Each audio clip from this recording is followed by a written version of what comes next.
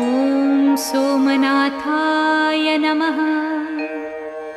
ॐ मल्लिकार्जुनाय नमः। ॐ महाकालेश्वराय नमः। ॐ ओंकारेश्वराय नमः। ॐ वैद्यनाथाय नमः। ॐ भीमशंकराय नमः। ॐ रामेश्वराय नमः।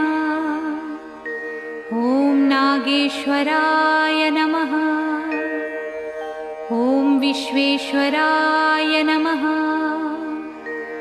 ॐ त्र्यंबकेश्वराय नमः। ॐ केदारेश्वराय नमः। ॐ भुस्मेश्वराय नमः।